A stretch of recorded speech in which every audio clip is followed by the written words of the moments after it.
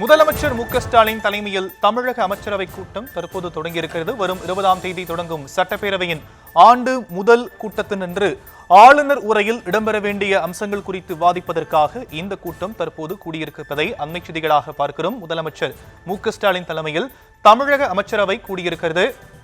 புதிய தொழில் முதலீடுகளை ஈர்ப்பது தொடர்பாகவும் இந்த கூட்டத்தில் பேசப்பட இருப்பதாக சொல்லப்படும் நிலையில் விவரங்களை இம்முடைய செய்தியாளர் பாரிக் கார்த்திக் வழங்க நாம் கேட்கலாம்.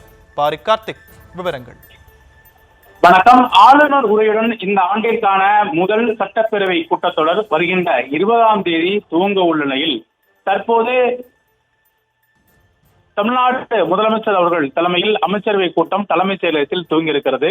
இந்த கூட்டத்தை பொறுத்தவரைக்கும் தலைமைச் செயலகத்தில் நடைபெறும் இந்த கூட்டத்தில் ஆளுநரின் உரை, இடைக்கால பட்ஜெட், உறுதியளிக்கப்பட்ட ஓய்வூதிய திட்டத்திற்கான ஒப்புதல், தொழில்துறை மற்றும் சுற்றுலாத்துறைக்கான மேம்படுத்துவதற்கான புதிய அறிவிப்புகள் குறித்து விரிவாக இந்த கூட்டத்தில் ஆலோசிக்கப்பட இருக்கிறது. அதன் மட்டுமல்ல, தமிழகத்திற்கு புதிய தொழில் நிறுவனங்கள் உருவாக்குதல், ஏற்கனவே உள்ள தொழில் நிறுவனங்களுக்கு கூடுதலாக விரிவாக்கம் என்ற அடிப்படையில் அனுமதி அளித்தல் உள்ளிட்டவை குறித்தும் இந்த அமைச்சரவை கூட்டத்தில் விரிவாக விவாதிக்கப்பட இருக்கிறது. அதன் அடிப்படையில் தான் தற்போது தலைமைச் செயலகத்தில் இந்த அமைச்சரவை கூட்டம் துவங்க இருக்கிறது.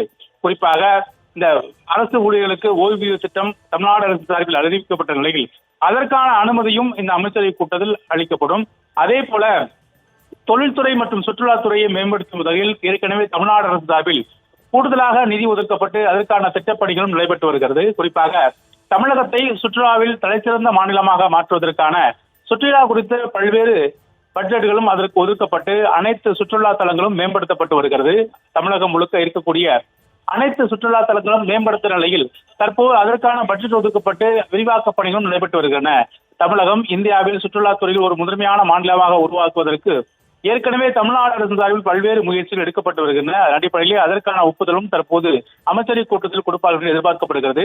தொழில் முதலீடு தொடர்பாகவும் பல்வேறு பன்னாட்டு நிறுவனங்களுடன் தமிழ்நாடு அரசு தொடர்ச்சியாக ஒப்பந்தம் செய்யப்பட்டு வருகிறது. அதன் அடிப்படையில் புதிய தொழிற்சாலைகள் உருவாக்கவும், பரவலாக்கப்பட்ட வளர்ச்சி என்ற பெயரில் தமிழகம் முழுவதும் பல இடங்களில் புதிய தொழிற்சாலைகள் நிறுவப்படுகிறார்கள். எனவே இளைஞர்களுடைய வேலைவாய்ப்பு உறுதி செய்யும் அந்த வகையில் தொழில்துறைக்கு அனுமதி வழங்குதல் உள்ளிட்ட பல்வேறு விஷயங்கள் இந்த அமைச்சரவை கூட்டத்தில் விரிவாக விவாதிக்கப்பட்டிருக்கிறது.